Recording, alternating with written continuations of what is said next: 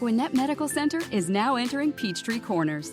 Conveniently located in the heart of this thriving community, our new center offers first-rate primary care and specialty services, including cardiology, gastroenterology, neurology, OBGYN, orthopedics, 3D mammography, and X-ray.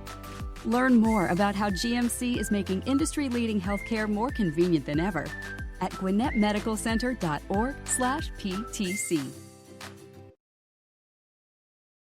You know, we're all always learning from each other, but I think it's fair to say that what we are creating here, if you consider all the unique aspects, has not been created anywhere in the world.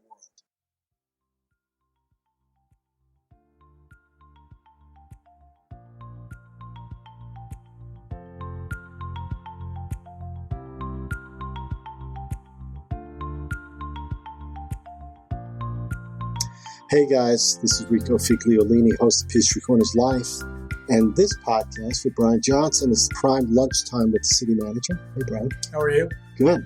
I just came off another podcast this morning, a video chat with Audie Tandon, the CEO of the Smart City Expo Atlanta, which was eye-opening, just the stuff that's going on with the exhibit, the 250 speakers, the tracks they have, the stuff that we're doing here that's part of that also, that we're going to get into. I just want to, just before we get there, we are at the Atlanta Tech Park podcast studios, and they're a sponsor of our show. And I want to say thank you to them. It's a great podcast studio here in Technology Park in the city of Peachtree Corners. And also to say thank you to GMC Primary Care, Gwinnett Medical. They are a sponsor of the family of podcasts that I do, including Capitalist Sage with Carl Barham. And I appreciate you guys, and thank you for being part of this. So let's get into what's going on, because the road being built, the pavement's down, time is running towards that September 11th date. So tell us what's going on, Brian, with this whole autonomous vehicle Curiosity Lab at Peachtree Corners. Well, if you have been in Tech Park over the last couple of days, couple of weeks, you would have noticed that, there's something going on. So 2 weeks from yesterday, right, will be our grand opening and ribbon cutting of Curiosity Lab. The I guess most visually appealing and easy aspect of Curiosity to see would be the autonomous vehicle test track, which is being put in on a 1.5 mile section of Technology Park. And right now, as we're driving over here, they're starting to stripe the lanes, and they'll be putting up the flexible bollards to separate the autonomous vehicle, the test and demo lanes from the two inside lanes for the motoring public to use, because we still have about 7,500 jobs that are just in Tech Park, and about 1,000 people are residing here now inside of Tech Park. So we've got a lot of people who use it, which is what makes it unique. It's a living lab. But yes, we are almost at the point where we can cut the ribbon and say, all right, it's time to fire this thing up.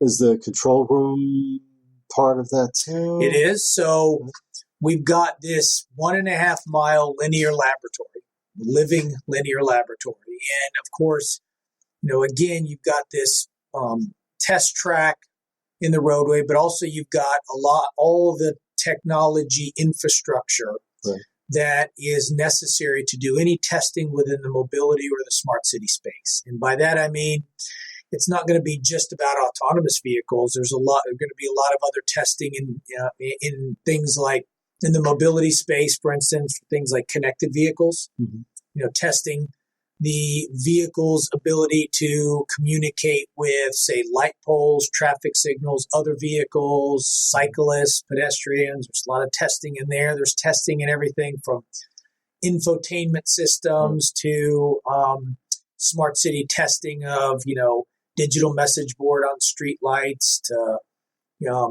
reflectors in the road that change color if there's hazards up ahead. There's cybersecurity testing that you can do here because we're creating the right-of-way of the future. A street that everything in the street can communicate with each other. The cars can talk to each other, to the pedestrians, the cyclists, to the light poles, and when you do that, you create all those breach points for Sure. somebody to use to hack. And so there's some interest, some companies that are coming here and test on ways to either protect against that breach or try to find weaknesses in the system. So, I mean, the sky's the limit, but it's not just about mobility. It's about the whole thing. It's interesting. This is why Apple is a closed circuit, right? Because this way there's only one breach you can have right through their system. But, and actually, to that point, when you talked about the network operations center, all that technology that we're putting in is on one fiber network, a closed system. Okay. Hargrave Fiber is providing the backbone to this. So all this technology, including the the macro and the mini macro 5G antennas that are part of this that Sprint's put in, are through a fiber network that's closed. So it's not part of the city's greater fiber system. Okay. So we can kind of control it in a real world. Now, again, I was just talking about cybersecurity in a testing component, but we're going to have real world data being created, and we don't want things like industrial espionage where some auto company steals data from another one, or we don't want data to be corrupted. We don't want people to be able to to hack into the traffic signal that we're putting in and change the light when it's not supposed to be. I mean, so we have a higher degree of controllability in an inherently uncontrollable environment. Yeah. Are you going to demand or require from developers that come in the same type of cybersecurity? Because apps working within that could be a breach point also, right? They can. So most of what we're doing right now is they're bringing their devices, but they're still having to use our software and our system to do it. Okay. And so that allows us to be able to make statements about the data created from this, such that we can say we will be in a position where we can respect or honor a company's proprietary concerns. If they come in and they say, hey, for this particular test, we don't want it to be public. Right. We're going to be in a position where we control that and say, sure. Conversely, we're going to be in a position where we're sharing this data and letting others have it, because it's creating. There's no better data to get compiled than data that's created in the real world, because inherently as humans we do all sorts of things that are unique, and so the data collected in a controlled environment is only so useful.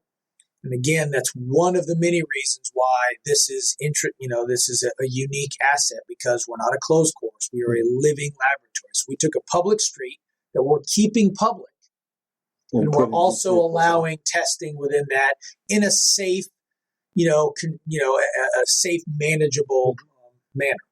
Are you going to? So September 11th is the day. It's the first day of the Smart City Expo Atlanta. It is. And we have the first, and probably the only off-site demo. It is. That's being done. So they're going to bus in attendees that are going to be coming to that. What demonstrative aspects will you have?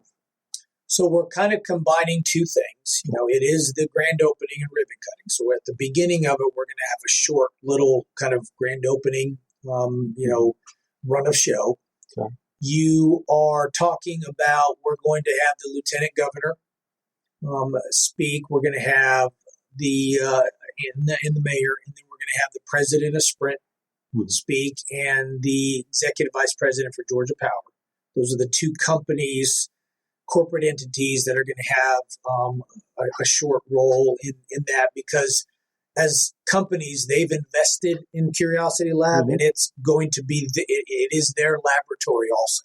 Okay. So they're partners with us, but partners in the sense of they're going to be using the lab on an ongoing basis, because it's kind of like, to a degree, their lab also. Georgia Power is doing Smart City, testing and demo, and of course Sprint's doing 5G utilization and testing.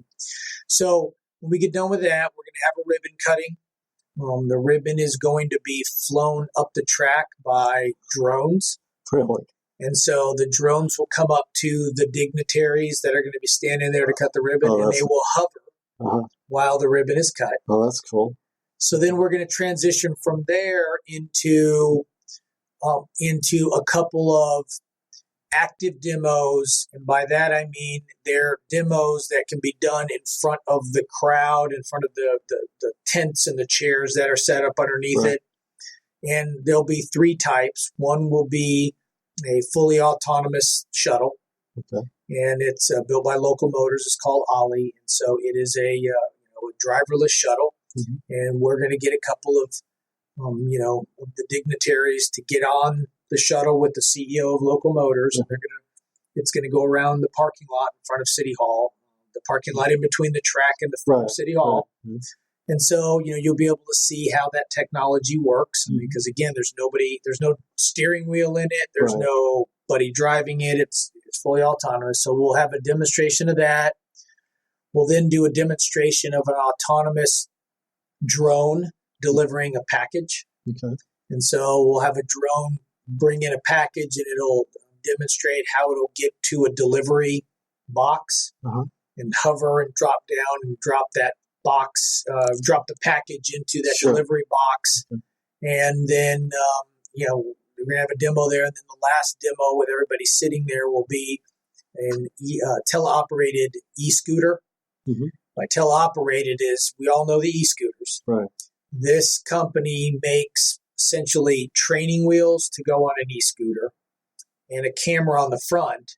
And the e-scooter can be activated and driven by a human at a remote location. And, we've talked about this before. We had teleoperated 18-wheeler, but they can do that with an e-scooter such that they can reposition e-scooters, which is one of the problems that are out there right now is people leave them wherever. Well, they're banning it in Atlanta as far as anymore. That's right. There's no additional. And so they're controversial because oftentimes it's a typical, this is why we can't have nice things because a few people ruin it for everybody else. Right. And so, people are kind of being careless with driving them and, also leaving them in, So we might see. So you're going to see a scooter driving down the sidewalk with nobody on it. That's funny. And so those are the three, those are some of the tech that you're going to actually, the attendees are going to actually be able to see in front of them, not on a video, not me reading about it, but they're going to actually see how it works. Right, cool. That's great. And then we have a bunch of other stuff. So that at that point, we'll basically, tell everybody that's kind of like the formal part is done. And then we've got a bunch of other demos. Mm-hmm. We've got a number of cars. Kia is bringing up their concept car, the Habanero. It's it's an advanced car that's not in production yet. They're going to bring up the Telluride and the Stinger also, which are pretty advanced, but they are commercially available. We've got everything from SoftBank Robotics and Sprint have some robots that are going to be brought out there. We got autonomous lawnmowers that are a company called Green Z is going to bring out those. We've got. Let's see. I'm trying to think of. So they're going to be out there. People can go. Yeah. So then you can go to the different booths, and you can. They've got another robot that has a follower behavior. In other words, it can link it to a person to follow, and it'll follow that person even through a crowd, where it knows how to avoid people, but still keep its eye on the person and the or reason, whatever. They use micro positioning. So it positions itself down to like it's either centimeter or millimeter.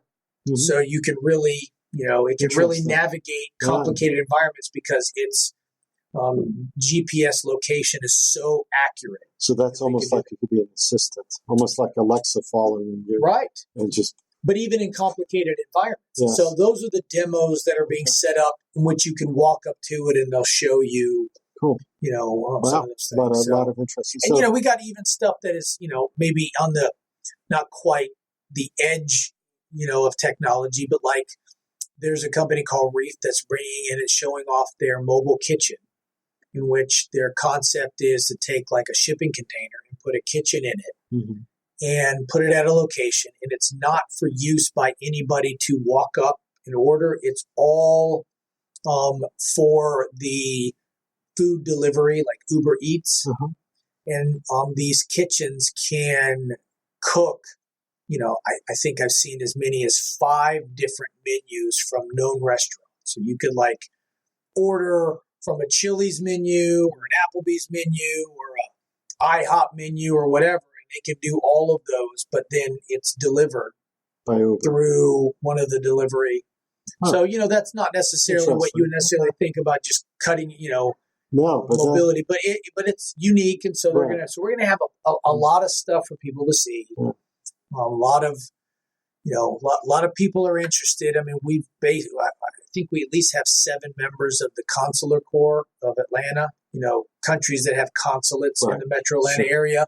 The consul generals of those consulates are going to be coming up because they're interested in this space, or there's companies from these countries that are interested in it. And so they're wanting to. So you're going to have your own little exhibit going on. Yes. Here in the city. There will be kind of an exhibition area both inside and outside. Inside of City Hall, we've got some of our multi-use space that'll be set up for some of these companies to kind of show off their stuff. And outside, there'll be some stuff too. And so, it's going to be. And then that's the kickoff. And then everybody who's part of the conference will go down. And at 1:00, it starts down at the Georgia World Congress Center. And we'll have a space in the exhibition hall, and we're going to show off the mini model that we had made. Yeah, is that complete? That it will be for the event. Okay. So, you can have signage. I understand the signage at the beginning at 141 and Technology Parkway is going to. Yeah, so part of I would have loved to have about 45 to 60 more days to finish everything before the event. We didn't have a choice. We didn't pick the dates. Sure. And of course, I don't know if necessarily even at the city of Atlanta or the metro area that was part of, bidding to get this conference. I don't know if they necessarily had any say in the dates. But when it was announced that there was going to be a Smart City conference here, and we knew we had an asset that was unique, and they said, yes, you're a partner. It's a little bit earlier than I would like. So there's going to be parts of the track that are not complete, like some of the signage, but we are trying to start with the signage, the gateway signage at Tech Park 141, and then bring it up just past City Hall and make sure that's all done, because that's how most of the people will drive in. Sure. And so they'll be able to see that part, and then we'll continue with the rest of it. It's exciting to get that, I'm sure. And I know from what Artie was telling me at the earlier podcast that there's so much going on at the expo that I can't wait to visit that, to see that. Because it's just a lot. And especially, I'm sure, even in the after hours and the stuff. I mean, yes, there is a number of after hours, because you got some of these companies that are coming in for this. A lot of them are from countries outside of North America, and the reason they're interested is because it's an opportunity. This is the first Smart City Expo in North America. Well, in the U.S. for sure, because Mexico, I think. Oh, did it? Okay, so it was the U.S., and so it's a unique opportunity for companies that are not based here, don't have a presence here, to show off what they're doing to get into this market. And so there's a lot of after-hour stuff of companies having some people to come in and do some special things. That would be interesting. And there's also a lot of CIOs, chief information officers from other cities. CTOs. CTOs from other cities coming in too, so that'll be fun. I mean, this is a good, people that couldn't get to Barcelona coming to Atlanta instead, because it's, within their budget reach. Because, I'm speaking at the conference on Friday. Oh, okay. So, there's a lot of, interesting panel discussions or, classes on all sorts of stuff. So, I'm on one with, I want to say it's the city manager of Carlsbad, California, who's doing some interesting things with 5G. Yeah. So you get to talk to him too, maybe. Oh, yeah. We're always interested in a delegation from the city of San Diego came yesterday to see what we were doing, because they're doing some stuff. But, we're all always learning from each other. But I think it's fair to say that what we are creating here, if you consider all the unique aspects, has not been created anywhere in the world. Because, first, we're a living lab, so we're not competing with the closed laboratories, or or courses. But we have 5G now. I mean, this building has 5G right now. And then others will catch up soon, but we have it right now. We're not charging for the use of the facility, so it's not a pay to play. We are not requiring intellectual property rights of any sort on anything that's been created out of testing here. We're respecting times where somebody has proprietary information and they want up, whereas in some cases, if you do it on a public anything, it's all public regardless. And then the last two things that make us really unique, beyond what I just said, was there's only one governmental entity that you have to deal with. A lot of... That's right. We're it. You got county, state, feds. Even Georgia has a rural interstate called the Ray. Right. So that 18-mile section of I-85 from the Alabama state line up to West Point, Georgia. But everything they do, they have to get permission from Georgia DOT and the Federal Highway Administration because it's not their roadway. So we are the single entity, so we can move quick. We can say yes. We can cut up the road and put in testing panels if we want them. We can do whatever we want because it's our road. And then the last thing, which I think is also really makes us unique, is cities throughout the country have to insure their right-of-way. We have general liability insurance in our right-of-way because stuff happens in the right-of-way. And sometimes, the city's got to defend itself. In some cases, it's, the city has some culpability. It could be that something happened to the road. There's a sinkhole and a car goes in it. Or, we let just whatever. So we have to have liability coverage. What you don't see is when you have a public street, meaning I can't limit access to it. I have it insured. No insurance company will insure that public street when you include testing of advanced technologies. As soon as you try to do that, they're like, whoa. No. So we are not going to, but we got our insurance. We have insurance, and we got it through Lloyd's of London. That'll, are known for being in a position to insure basically anything. And when they tell us, aside from us having never heard of any city doing this, and when we were talking to the carriers about whether they were all like, no. And a lot of the reason is because of the when there was a cybersecurity component to it. They don't like to have to insure any data created from use of this public right-of-way. And so that was one. But the main one was the advanced vehicle testing, especially when you got into the driverless. Because it's like 98.7% of automobile accidents are driver error. They're driver, there's some component, statistically. And so actuaries can handle that because they have, a century of historical data to base things on. When you remove, a component that is 99% at fault from the equation, they get real uncomfortable. Like, okay, wait a second. Like, how do we even forecast what our exposure here is? Because who's going to be to blame? Right. They don't have history also. Correct. I mean, is it going to be the OEM that made the vehicle? Is it going to be the software of the vehicle? Is it going to be the components that comprise it? Is it going to be the wireless signal that they're using to run the thing? I mean, who's to blame? So Lloyd's of London stuff? And so Lloyd stepped up and said, based on, the environment we've created, the some of the safety measures we took to make, our living lab to have a higher degree of controllability than you would normally see with this kind of testing. They said, yes, we will insure it. So we are, I'm not sure anybody else has coverage over a public street that includes that. So any of the insurance carriers that we talk to in the U.S., we're U.S. based, would say, we'll insure the city, Mm-hmm. But we're going to carve that 1.5 miles out.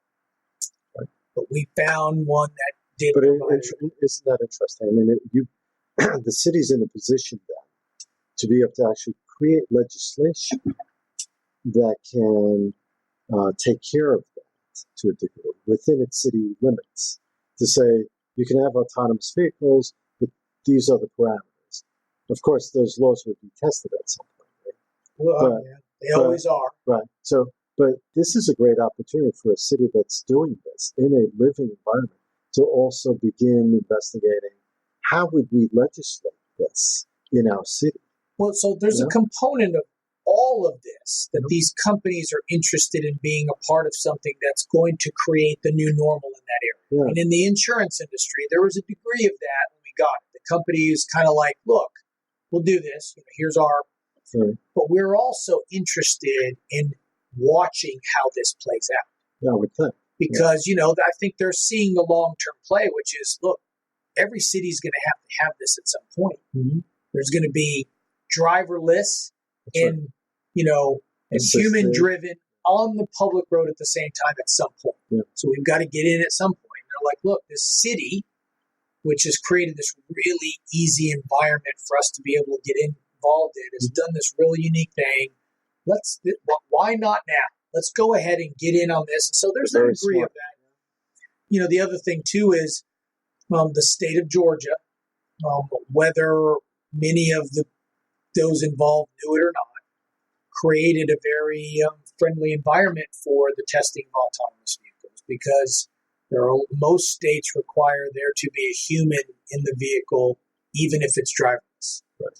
But Georgia is one that does not. Now, it does require if it's driverless and something goes wrong, it's got the operator of the vehicle has got to be able to take control of the vehicle. Now, that can either be a teleoperated human or like a kill switch, where it can just shut it down and stop it. And then you could go out to the thing and take it over and move it off. A lot of states do not. Right, and that legislation was just passed. It was only a couple of years ago. That's correct. So we're a very friendly state when it comes to the testing in this. And so the city being a Georgia municipality has benefited from that foresight. So there were some people who thought of that a couple of years ago. The rest of the legislators didn't realize what they were doing, but we've put ourselves to a point where I think we can really attract companies that are in this space because the state's kind of friendly to it. We've got a city that's friendly to it, a city that's controlling the entire right-of-way of this. So it's easy. It's not a lot of bureaucratic hurdles. So, given the amount of partners we have and the amount of interest in it, I really don't have to say this. It's selling itself. Oh, for sure. I got to believe. And with this expo and the obvious exposure there, and probably news media to some degree, that might show up. We'll cover it also. Are you excited by any particular exhibitor or company showing there that you've heard of that you'd like to see, that you'd like to visit at the expo? Well, no, only because all of the ones that I was excited are actually coming up to our place. So there's some that we've got some meetings and afterwards we're going to talk. Yeah. I'm sure there's some that I don't know of yet, but all the ones that we were interested, we're not necessarily shy when it comes to companies doing something. We're like, if they don't know about us, let's send them some stuff. Usually that's enough for them to say, we would like to come out and look or talk. And so most of those that are coming in, we're inviting up and we'll have a little side meeting. That's cool. Yeah. Great. I can't wait. September 11th, 12th, and 13th. Yep. In the morning of the 11th, we'll be here. Yep. That's great. So that's happening. It's going to be for the next 3 years, too. So we may go back again next year. For the Smart City Expo, right? Yeah. Yep. So we have so that was the biggest thing to talk about, really, right? Well, right now, but like you said, the city's still running. It's still running. There's other things to talk about also, other things that are happening. I guess, let's go down the list a little bit about what this way people can be informed a little bit. The roundabout is going to be finished at some point. In the next 72 hours, maybe. Really? I mean, for the traffic stuff, it's all the paving's done. Is it? So it's raised a little bit because that center part looked a little high to me. Well, so inside of the medians Right. still have work. We've got to fill some of them in. We've got to do some stuff. But I'm talking about when it comes to the traffic. Because, inside of the curbs that are poured, that'll not affect traffic. But the striping, the paving's done. The curbs are all in. Striping's going to be happening, maybe even happening right now. Okay. Sometimes, the weather, and I don't know if they're doing that at night either. I can't remember. But anyway, so it'd only be inside of filling in those things and, going from there, just kind of the last accoutrements at the end to make it pretty. Yeah, well, and the lanes, I haven't been down there for a couple of days, so people are a little confused about, they have to get on the ring. There's actually 2 lanes going around. Well, yes, because if you need to go quite a way, more than halfway around, you would stay on the inner lane until you get to. But yeah, the striping will handle that. That'll make it to where it won't be so That's confusing. What I'm thinking. Because some people just can't get it straight. Yeah, it's the striping. So cool. City Council handled a few things, so let's just go into that a little bit, and know, or at least to let people know. Tipsy Nail Salon finally got their alcoholic beverage license approved, I think. They did. Now, theirs is for the, what is it called? It's the retail packaging. Yeah, so that one, retail package and wine license. So that's the one where you can get, under that permit is where you can have wine tasting it limits the amount you can drink in a time period. Oh. Because it's kind of like for, when like a wine store you can taste wine. Right. It's a limit, so you can't go in there and taste so long that you basically, drink a bottle. But they can have sort of a happy hour in a way while you go there and get your nails done. Yeah, so while you're there, you can, but again, state law sets how much alcohol you can have within periods of time. Okay. And they apply to that, and yes, they can qualify for that. That's cool. Okay, so, and then I believe in Mechanicsville, the townhouse development, there was a second read of consideration on that. But the applicant pulled. The applicant pulled that because there were some environmental,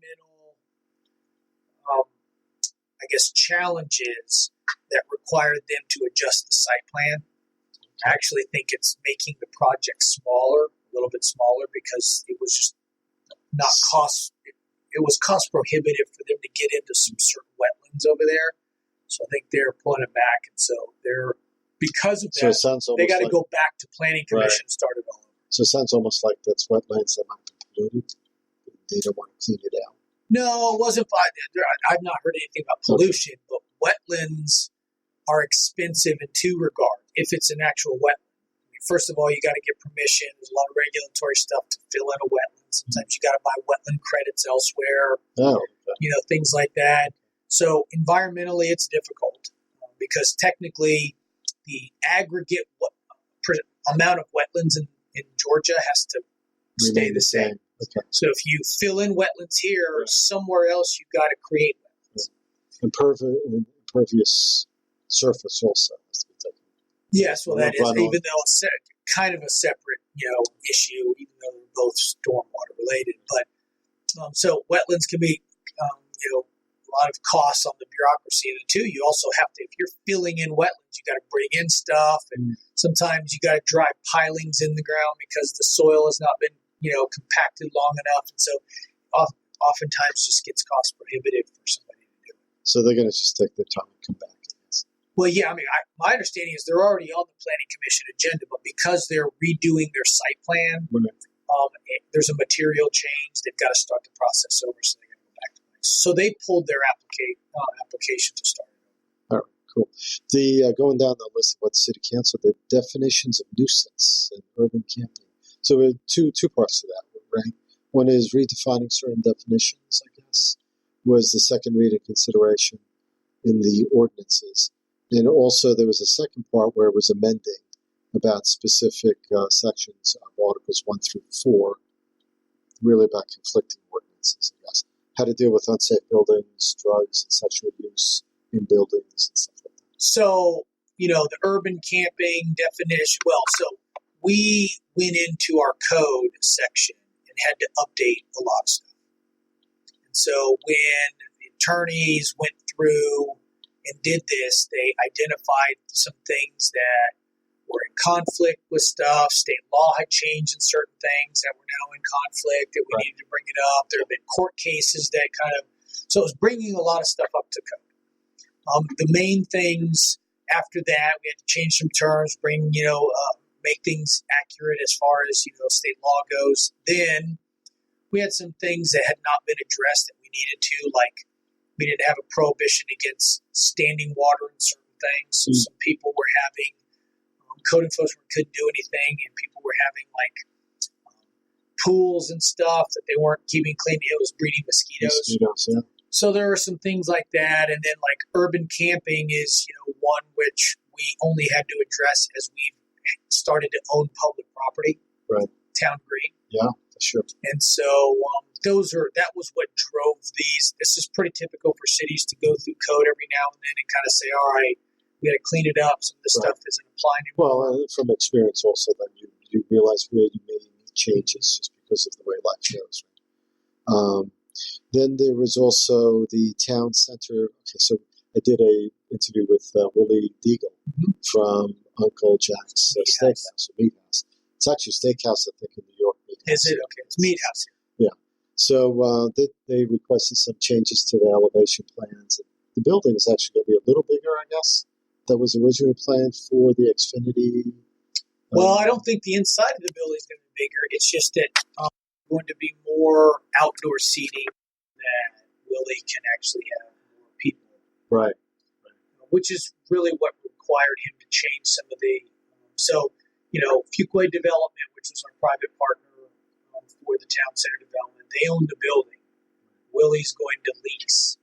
So, they're the ones who actually have to petition the city because, they're the owner of the building. Right. And they had to work through with him to get the facade to look the way that he wants his branded Uncle Jack's Meathouse to look. Yeah, it's an that interesting. required them to come back. He was telling me a little bit about the New York one. They actually have a bootleg entranceway downstairs in an old bank. You walk through the bathroom to get to the safe, and they open the slot and they let you in. And you're like a speakeasy. A speakeasy, yeah. It's kind of an interesting, only in New York type of deal experience, and that's what he's looking for, an experience. Well, there's one here off Sugarloaf Parkway near the Infinite Energy Center. Right, Duluth. Right. And I've been to it, and they do a good job on the creating an ambiance that's unique. And so, yes, we're looking forward to it. It's going to be, it was an experience beyond just the food. So he did a good job up there, and he has a little bit, that one was a renovation of an existing one. So we're looking forward to it. Yeah, so am I. He's a showman. So, and the food's important, obviously. But he likes to. He likes both. Yes, some of the really good chefs, if you want to go to a restaurant that, they are good at that. They realize that it's a combination of two things that make those places people want to go. You got to have good food. Yeah. If you don't have that, people won't go. And then also, if you have bad ambiance or nondescript ambiance, you don't set yourself apart, then people won't necessarily go either. So he does a good job. I can't wait to see it. That'll be spring of 2020, actually. So it's a bit of a wait. Earth Fair, the old Earth Fair, I should say. If anyone knows where that is, it's still, the new people might not know, but it's where Noble Finn is, the shopping center, Marco's Pizza and stuff. They had an auction the other day, auctioning off the inside of that store, all the organic farmers stuff like this. It wasn't clear what they were auctioning, but it was really the supermarket equipment. Do you know what's going on there? Is there, because I hear there may be someone coming in there, but... Well, so what I can say is it does appear that the owner of the entire shopping center, the entire development, has potentially come to terms with Earth Fair, which was the lease A. And of course, they closed it before their lease ran out. So there was some negotiation between the two so that the space would become available, again. And so there is indications that they've worked that out. Okay. And Earth Fair is wanting to extricate all of, their old equipment or whatever because, they know that at some point another tenant's coming in. Now, we do not have anything official as far as who the next one is, other than just the owner saying, asking a few questions that lead us to believe that we're going to have something soon. It sounds like also they're losing the dry cleaner there too. Again, I'm getting some information from next door, which isn't always a great place. Good qualifier to make sure that, That's right. So that's why I'm asking. It's potential. Sometimes when this happens, when you would, I guess, call it the anchor tenant, yes, is changing. Right. You have a lot of the ancillary, smaller places that feed off of the big. Good examples of that are you can go out and see you see a lot of say Publix, or I think if I remember it was Kroger, and then Walgreens had a good relationship with Kroger's. So Kroger's would build, and Walgreens would go next to it. People were always like, why? Because they felt like they fed off of each other well. There's examples of that. And so when the anchor tenant changes, oftentimes those ancillary ones, change also because they may not feed off of the anchor tenant, the next one versus the one they did before. Right. And so I think it wouldn't surprise me if that's happening just because there's going to be a state change there. And there's going to be kind of a rollover of that space. But it would make sense that I don't see another food place coming in. And it is an entertainment district overlay. So I expect something else probably to show up. Anything special going on in any other parts of the city you want to share with us that we should be aware of? Back to school, that dust is settling. We've got pedestrian bridge will start here soon. They're doing, geotechnical soil stuff. We have had some movement on both the Pfizer property, the developers of the Pfizer property, and the developers of the property behind Black Walnut and Chase Bank, with the Hotel Indigo. And, so both of them have progressed in their behind-the-scenes stuff on getting certain things from the city. Pfizer got their MERPA certificate approved by, or ARC recommended us approving it, and the council approved it. So that's to move land and stuff. That's to be developing property within the river corridor. And Pfizer property, the old Pfizer property, has a lot of it is in the river corridor. Sure.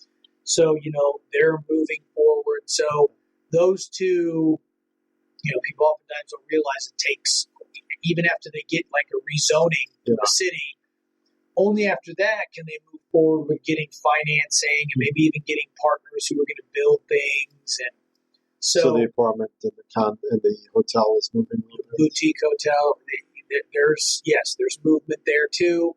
Starting to need some information from us, asking about certain things. So those are good signs. Have Gwinnett Medical Center open there. Yep, JMC Primary Care, just south of, just next the old door. Ippolitos. Yes, they completely cleaned it out. There's some of that. We had the qualifying came and went. Yeah. And so we had 4 seats that were up for So who's re-election. Lori? So it was Lori Christopher, Bill Sod, Alex Wright, and Mayor Mike Mason. Mayor's running unopposed. 3 of the 4 are running unopposed. The Just- only one that has a challenger is Lori Christopher. And so And she's post or at large? she's at large. At large. And so we will have an election, but it'll only be one of the seats that will be up. So that's significant. Yeah, that is. That shows a lot of people are happy with the way things are. That's usually a fair assessment when you're unopposed. Generally, people are like, you know what? They're doing a good job. Yeah. Don't need to run against them. That's So, what I'm thinking. not to say that sometimes people just pick People, one, and it's not, because here you basically could have picked any of the seats. I guess. Yeah, that's true, except for the mayor. I mean, you'd have to be Well, mayors, but I'm just saying it didn't matter where you live. No, or anything, you're right. so it's just almost like a dartboard. You know it lands on Lori Christopher, and she's the You one. know what? It's a lot of work to do this. I think people don't understand that. There's work and work sessions, the council meetings, and then all the stuff beyond that you have to be part of. But people don't understand the amount of time it takes as a commitment to do the job well. You could do the job and not do it well. That is correct. You could almost be absentee, show up twice a month. No, there is a lot of time. But people don't realize that expectations of you need to be certain places, representing city places, meeting with people because you need to learn something, or meeting with people because they ask for a meeting with you, even if it's not in your, I would say at least half of the services requested from the city are referred to me by council members who, when they met or talked on the phone, tell the person, well, that's not, I don't have the authority. You got to talk to the city manager. That's where it's a referral from a council member.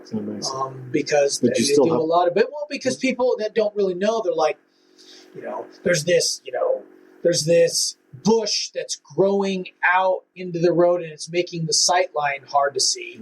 I want the city to trim it back. And they think, well, how do I get that done? I call my local elected official. Well, that's normal. You want it is. Right? There's nothing wrong with it at all. I'm just saying that takes their time. Right. Because oftentimes, I need to meet with you to talk to you about something. They don't know. So then they meet.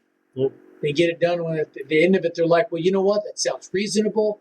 However, I need you to talk to the guy that actually can get it done. Right. And so, but it's a lot of their time. Yeah. Part of being a city rep. Yep.